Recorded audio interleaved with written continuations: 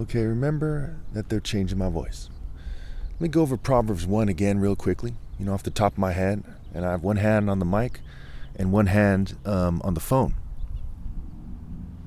Okay, so in Proverbs 1, in the first section, it says it is for understanding the riddles, the parables, and the sayings of the wise. To understand, so you can understand why the fear of the Lord is the beginning of wisdom. It's the beginning of knowledge. It's the beginning of humility. It's not talking about worldly knowledge. And ill-gotten gain includes trying to leverage worldly information and knowledge over righteousness. It's like the intelligence agencies and the roles they played in suppressing the black movements, almost certainly in killing Malcolm X and Martin Luther King, right? They were trying to leverage knowledge over someone who's doing more of the right thing, at least, to keep them from doing it. Okay, and that's wrong. And we see when Caiaphas complains in the Bible about Christ, he says to the person who's saying that, hey, if this guy carries on, the Romans are going to take away our this, that, and the other thing. He says, you know nothing. That he believes that it's better for one person to die, according to Caiaphas, than for the Jews to lose their whole nation. And he's wrong. Why was he wrong? Why exactly? Because, a land is just land. What is land without principle?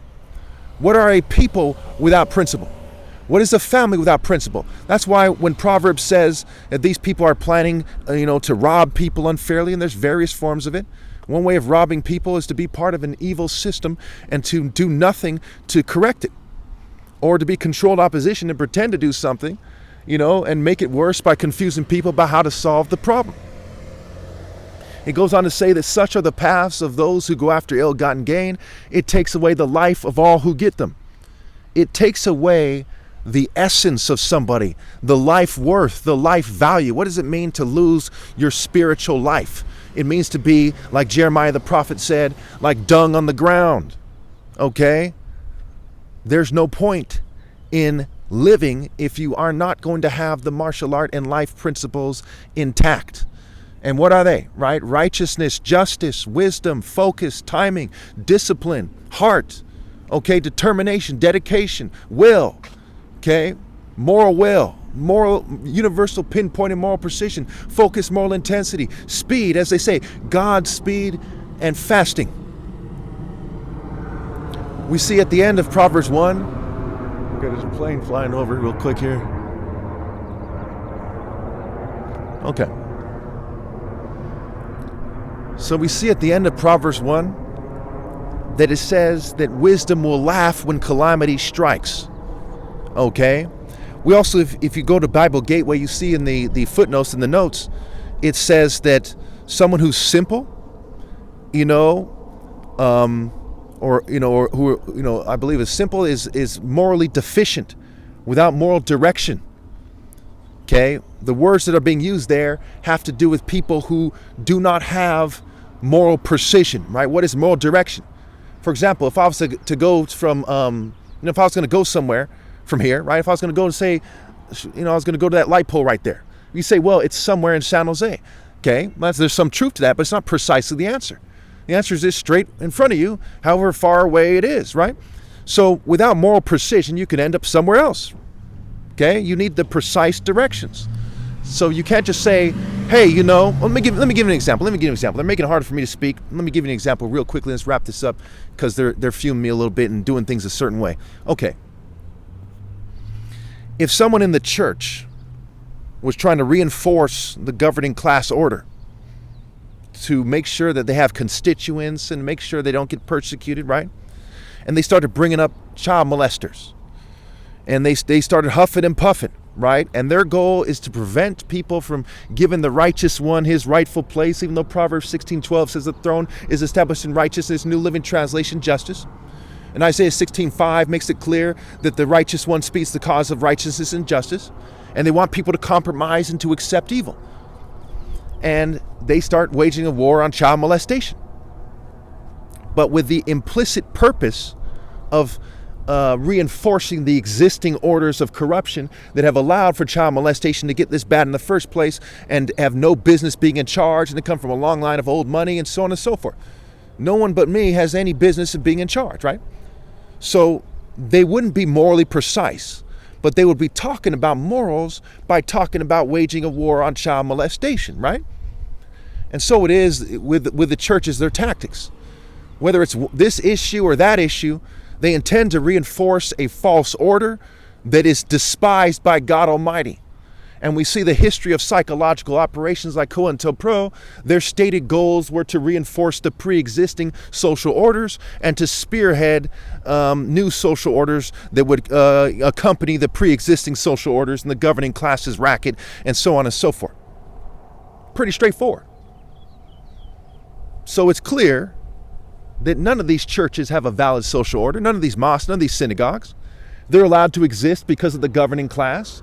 And the reason why psychological operations exist, really, the purpose of them, is to reinforce the psychology that allows for the governing class to be unfairly in charge. But that is completely adverse to the Constitution, which, according to the secular government, is the quote-unquote highest law of the land, right?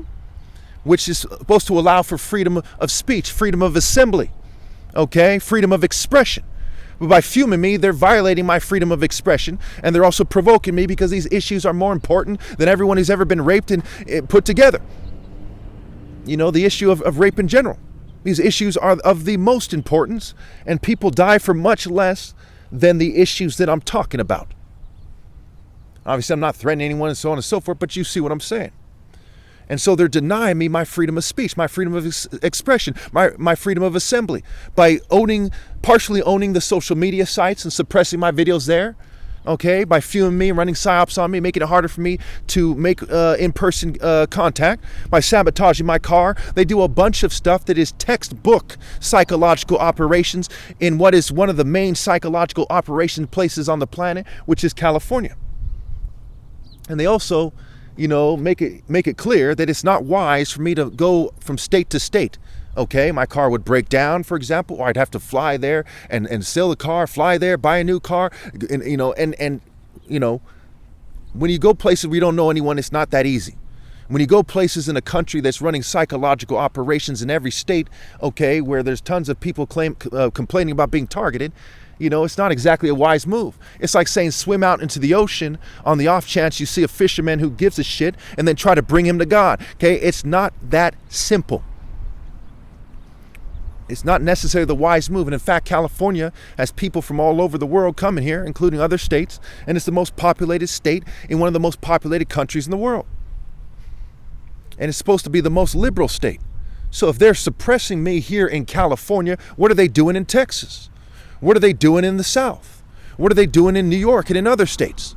When California has San Francisco, why aren't they sticking up for me? They have Berkeley, why aren't they sticking up for me? They have Santa Cruz, why aren't they sticking up for me? Here in San Jose isn't exactly, you know, at one point it was considered the safest major city in America. Why didn't they secure my rights? So I'm supposed to go to places that are known for their oppression more on the off chance that they're going to be more reasonable than they are here? Places I do not know anybody, and I can expect them to look at the cultural differences in a way that is unfavorable, you know, to what I'm trying to do. It's pretty straightforward.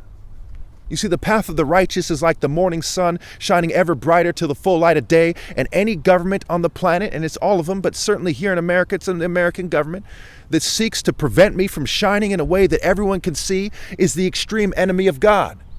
Okay? That doesn't mean you should blow yourself fucking up or something. It doesn't mean you should be a mass shooter. You know, there's no point in doing these things. But it does mean that they're the enemies of fucking God, and with what little time they have left before my flesh dies, they should scramble to do the right thing, and people should scramble to rally to me. And shame on them for defying God. Shame on them for coming into the spirit of those who killed Jesus, the Romans, and whoever else will say. Shame on them for taking that stance in a country with 380,000 churches in it and over 20,000 Christian denominations. Shame on them for how low they have stooped, while I have done the most righteous acts in human history, and I've declared the glory of God more than anyone ever has with my legal and peaceful top martial artist challenge, which is, you know, at the end of this year will be 11 years.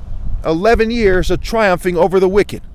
11 years of doing the most glorious challenge in human history before martial arts ends due to tech breeding, cheating, and generational ill-gotten gains, artificial intelligence, brain hacking, sabotage, you name it. PSYOPs.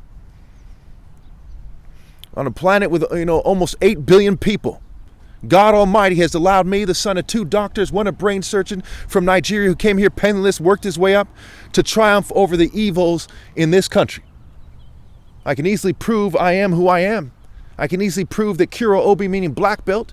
Okay, Obi is an Igbo word, and in fact the word Obi is Igbo spelled backwards, right? It's an anagram. Okay, and Obi means king, heart, hut, essence, temple, center, core. And you put it in a Christian context, it means Christ, he who came from heaven down to earth, not as the fallen angels, but as the Son of God. And you know by my moral precision, you know by my righteous acts, I am the root and offspring of David versus Goliath in his perfected form. I came to bring a sword, figuratively speaking, not a sling. And this is the end. So I've come to bring fire on the earth, spiritual fire. Isaiah 30:30, striking them with the elements of nature, including cloud burst. So I came on a cloud of a martial art force. Better than coming on a cloud like some fairy, cartoon. I came in the true, morally precise martial arts spirit of God Almighty. And I have triumphed over the wicked in a way that is unmatched. If you're looking for, a cartoon fairy looking, false image of Christ on the cloud, you've lost your mind.